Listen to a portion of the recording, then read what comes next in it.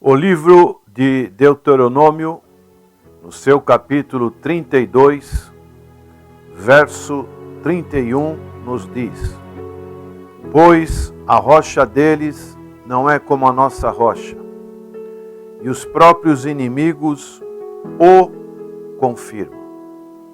Esse verso está inserido num cântico de Moisés.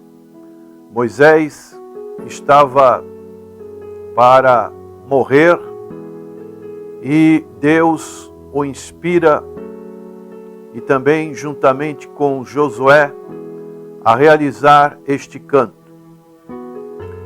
para deixar para as futuras gerações as figuras poéticas que Moisés utiliza neste cântico, que são expressões das relações de Deus com o seu povo. Moisés inicia este cântico no capítulo 32 de Deuteronômio, falando da grandeza de Deus. Inclinai os ouvidos, ó céus, e falarei, e a terra ouça as palavras da minha boca. Goteje a minha doutrina como a chuva, destile o meu dito como o orvalho, como chuvisco sobre a erva, e como gotas de água sobre a relva. Apregoarei o nome do Senhor, engrandecerei o nosso Deus. Ele é a rocha, cuja obra é perfeita, e todos os seus caminhos são justiça. Deus é a verdade e não há nele injustiça. Ele é justo e reto. Moisés tinha grande relacionamento com Deus. E podemos dizer que na escola da vida, nossa maior preocupação deve ser aprender sobre o caráter de Deus. O Senhor Jesus Cristo disse em João capítulo 17, verso 3: E conheçam a Ti como único Deus verdadeiro, e ao Senhor Jesus Cristo a quem Tu enviaste. Essa deve ser a nossa maior preocupação, nosso maior desejo, que é o de conhecer a Deus. E Moisés, no período em que ele esteve neste mundo, ele foi um excelente aluno e conseguiu, nesse final da sua vida, reconhecer e conhecer quem é Deus. Um certo autor muito famoso chamado A.W. Tozer, ele disse: nenhuma religião jamais foi maior do que a sua concepção de Deus. Então precisamos conhecer muito a Deus. E nessas figuras poéticas que Moisés fala, e também o livro de Deuteronômio, ele foi escrito para mostrar, quando Israel adentrasse a terra prometida, que ele não deveria se contaminar com outros deuses. Os seus costumes das nações que seriam circunvizinhas de Israel na terra prometida. Deus queria dar um amadurecimento. E no amadurecimento da vida, e principalmente da vida cristã, nós temos que entender que devemos dar pequenos passos. Não podemos tentar pular etapas na nossa vida. Tudo tem o seu tempo, determinado por Deus, nas experiências que podemos ter na vida. E Moisés utiliza da figura da águia para mostrar como Deus faz com as nossas vidas. E ele diz no verso 11, como a águia desperta a sua ninhada, adeja sobre os seus filhotes e, estendendo as suas asas, toma-os e os leva sobre as asas. Chega um momento em que a águia sabe que seus filhotes precisam agora voar. Ela fez o seu papel e agora ela empurra os seus filhotes do ninho e eles têm que bater asas. E aqueles que ainda não têm essa experiência, ela pega, estende as suas asas, toma-os e os leva sobre as suas asas e atira novamente, até aqueles filhotes aprenderem a ter a sua subsistência. Assim o Senhor, Ele também faz conosco. Ele deixa-nos, muitas das vezes, em provas, para que possamos ter este amadurecimento na vida espiritual. E no texto que acabamos de ler, o verso 31 desse capítulo 32 de Deuteronômio, Moisés fala de duas rochas. Uma rocha com letra maiúscula e outra rocha com letra minúscula. A rocha, ela tem a citação nesse capítulo 32, 7 vezes. Ela é uma figura da firmeza em que as nossas vidas estão quando, antes de conhecer ao Senhor Jesus Cristo, andávamos por caminhos tortuosos, caminhos que são comparados a um lago horrível. O salmista diz no Salmo 40, esperei com paciência pelo Senhor, Ele se inclinou para mim e ouviu o meu clamor, tirou-me de um lago horrível, de um charco de lodo, pôs os meus pés sobre uma rocha, firmou os meus passos. O Senhor é essa rocha que dá firmeza, que dá segurança, que dá proteção. O Senhor é fiel, Ele é imutável e Ele tem poder. Essa é a nossa rocha. O texto fala de duas rochas, a nossa rocha e a rocha deles. O que é a nossa rocha? A nossa rocha é o fundamento. O Senhor Jesus Cristo é o nosso fundamento. É Ele que nos dá a condição necessária para que realmente possamos estar com os nossos pés bem firmados sobre esta rocha. Isaías, capítulo 28, verso 16, diz assim, portanto, assim diz o Senhor Deus, vede, assentei em Sião uma pedra já provada, pedra preciosa de esquina, que está bem firme e fundada. Aquele que crê não será confundido. Então estamos sobre esta rocha. Esta rocha nos protege, nos dá a sustentação, supre as nossas necessidades. E a rocha deles, como diz aqui Moisés, a rocha de uma pessoa, de acordo com a figura que é utilizada aqui nesse capítulo 32 de Deuteronômio, é aquilo que a pessoa confia, é aquilo que a pessoa está baseando a sua vida neste mundo.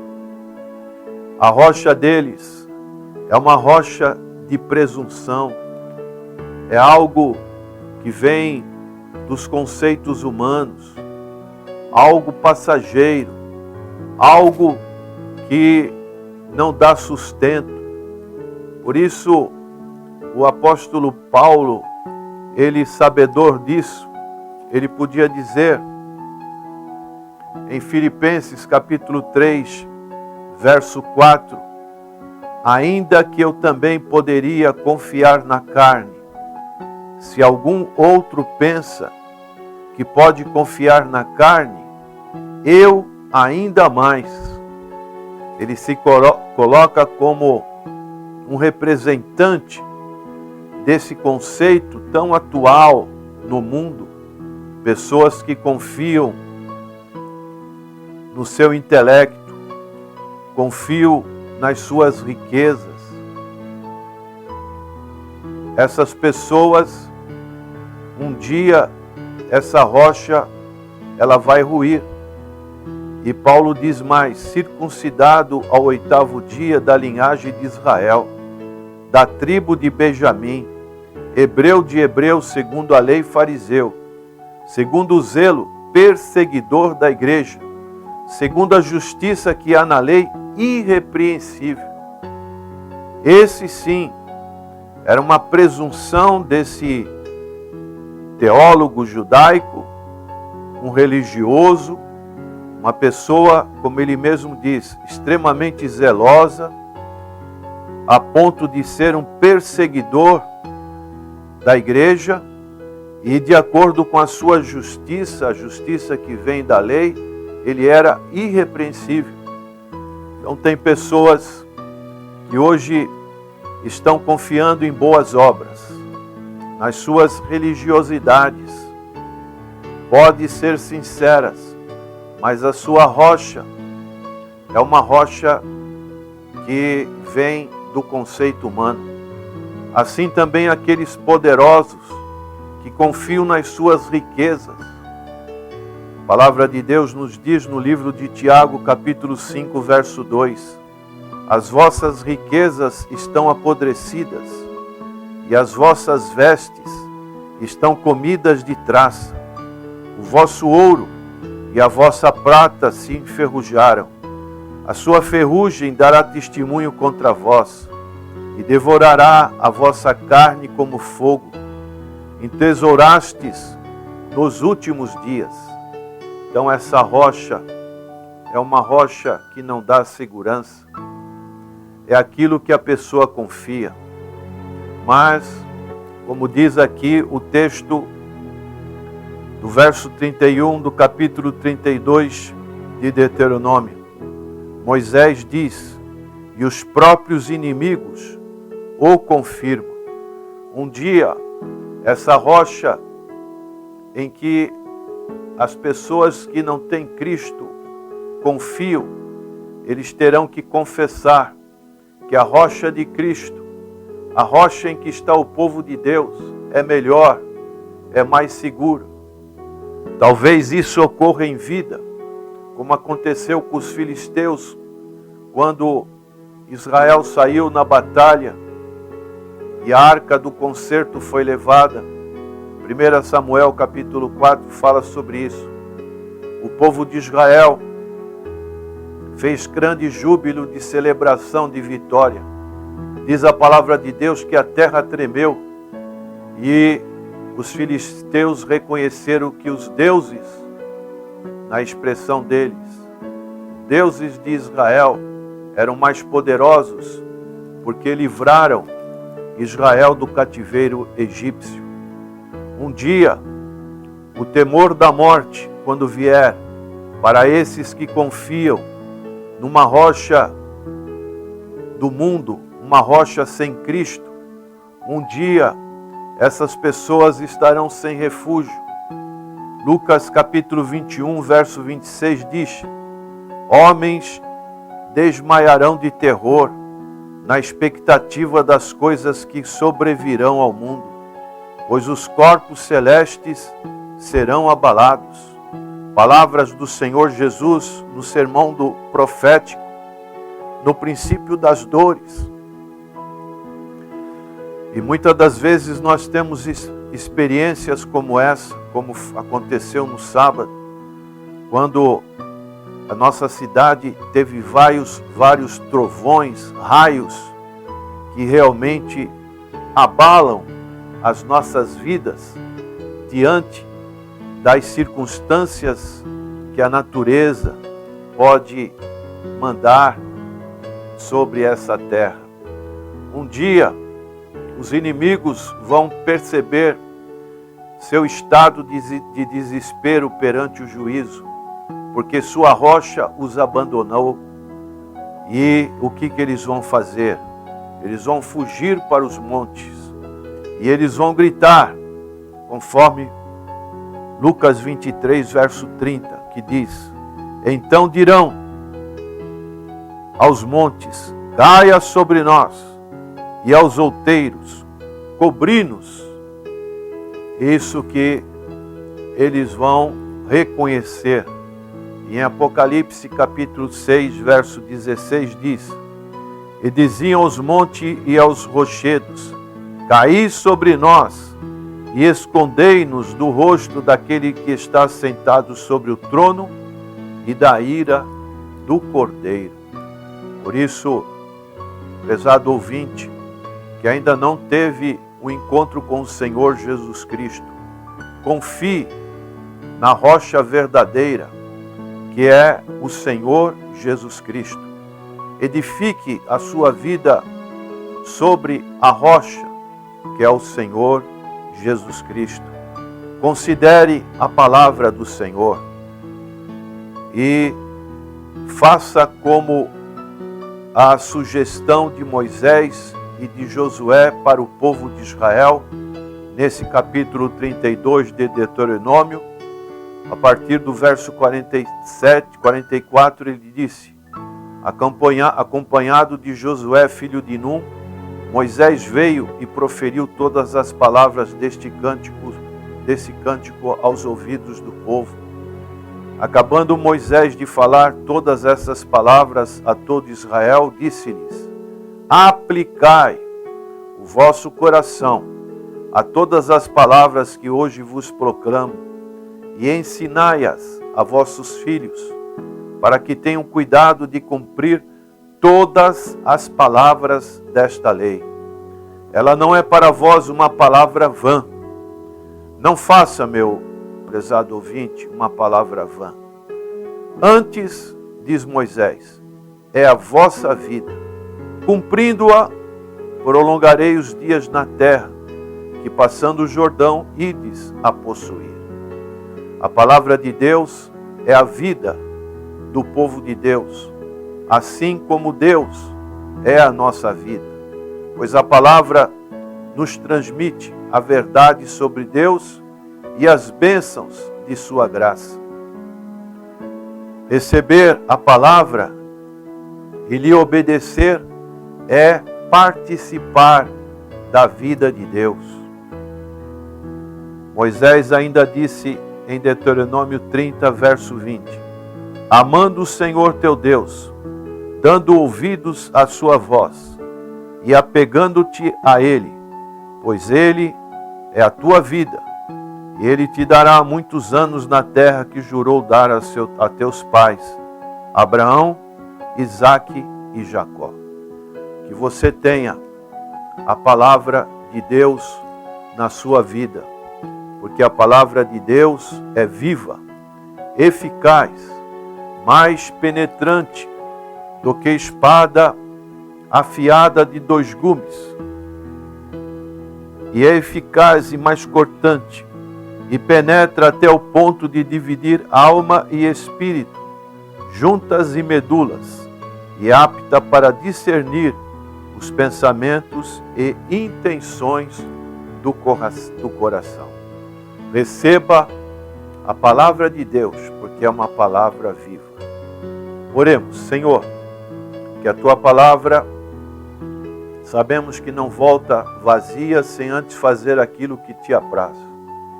Ela é mais poderosa como o martelo que esmiuça a penha.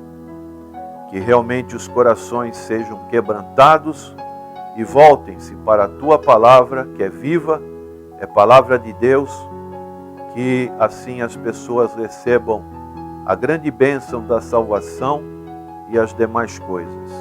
Oramos em nome do Senhor Jesus. Amém.